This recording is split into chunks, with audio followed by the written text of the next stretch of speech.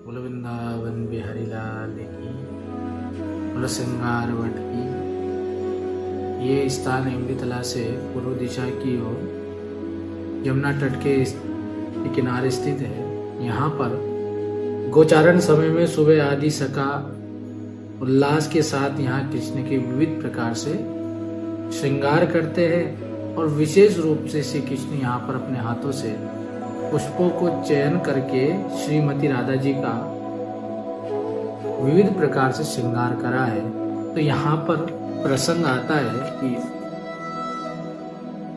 अपने समान ही अनुयायी गोपियों को जब भगवान श्री कृष्ण के साथ गोपियों के साथ श्री राधा जी ने देखा कि कृष्ण भगवान गोपियों के साथ है, नृत्य कर रहे, तो श्री मानवती श्री राधिका रास के निकल आई और इस निर्जन स्थान में छिपकर बैठ गई, जो क्या है श्रृंगार वट है। यहाँ पर छिपकर बैठ गई और बैठने के बाद वहां पर ठाकुर जी का चिंतन तो कर ही रही है, क्योंकि ठाकुर जी के है, तो उनके मन में कोई द्वेष भाव नहीं आया। पर ठाकुर जी ने उनका करा, उनका नहीं करा, तो थोड़ा सा वो हो गए।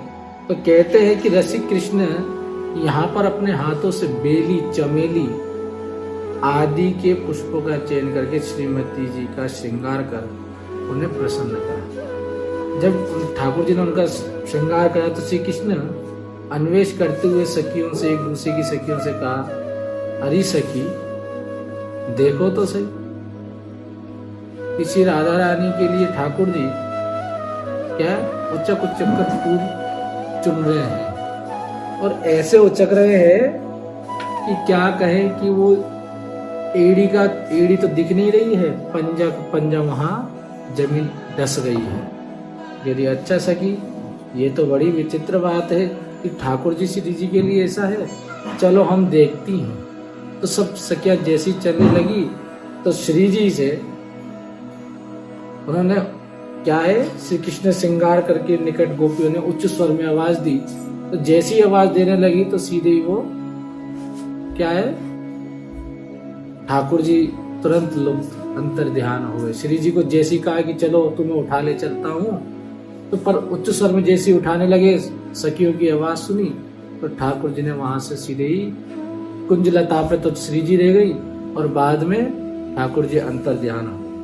जब ठाकुर जी अंतर ध्यान हो गए तो कृष्ण ने अपने कंधे पर बैठकर अनुरोध किया कि जैसे ही वे बैठे हुए कृष्ण के कंधे पर चढ़ने लगी तो वहां पर ठाकुर जी अंतर ध्यान हुए तो श्री जी को बड़ा विरह हुआ, बड़ी दुखी। तो वहां कहते हैं, हे नाथ रमण प्रेष्टम क्वानम महाभुजम दास्यते कृष्ण प्राणम मैं सके दर्शनम साने। श्रीमद् भागवत में भी रास मंडल में इसका बड़ा उल्लेख करा गया।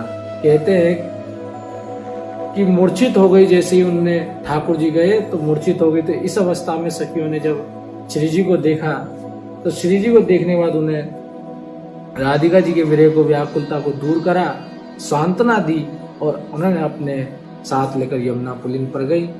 इस तरह यहाँ हुआ। और यहीं पर श्री नित्यानंद प्रभु भजन करते और भगवान की अनन्य लीला का प्रसंग यहाँ पर गान कर गौओं के साथ उस बलराम जी के स्वरूप में आ जाते, तो अनन्य लीला करते कि हा कृष्ण हा गौर करते हुए। तो यहीं पर उनको थोड़े समय बाद आकाशवाणी हुई और आकाशवाणी सुनाई दी कि एक कन्हैया नदियापुर में सचिनंदन गौर हरि के रूप में तुम्हारी वाट देख रहे हैं। तो नित्यानंद के निवास के कारण इसको नित्यानंद वट भी कहते हैं, क्योंकि वहां पर नित्यानंद प्रभु ने बैठ के भजन करा, वहीं पर निवास करा। भजन और भी जगह प्रसंग है, पर यहाँ पर रहकर उन्होंने करा। बड़ी लीलाओं का प्रसंग है। यही चीज नित्यानंद निताई गौर और राधा कृष्ण के विरह दर्शन है। मंदिर के पास ही प्राचीन वट के नीचे श्रीमती राधा रानी का श्रृंगार करते हुए श्री कृष्ण का एक निराली छवि भी विद्यमान है। उसी दिन से आज भी नित्य वहां पर ठाकुर जी का श्रृंगार श्री जी क्या करते रहते हैं, इसलिए वहां श्रृंगार वट नित्यानंद प्रभु की समान। तो ये विरह प्रतीक है। प्रेम की यातना। प्रेम प्रेमी के लिए कैसे अपने विरह में व्याकुल रहता है, ये उसका प्रतीक है कि वहां पर आज भी ठाकुर जी का इतना रमणीय है, तो ठाकुर जी का दर्शन करना ही चाहिए और सबको करना चाहिए। हम वृंदावन में सब जगह जाते हैं और जाने के बाद भी हम ऐसी जगह नहीं जाते जहां से प्रेम की उद्गम, प्रेम की विरह होती है, तब हमें समझ में आता है अरे प्रेम है ठाकुर जी। इसीलिए ठाकुर जी का हमें प्रेम समझने के लिए, आनंद समझने के लिए हमें ऐसे दर्शन करने चाहिए। बोलो वृंदावन बिहारी लाल की।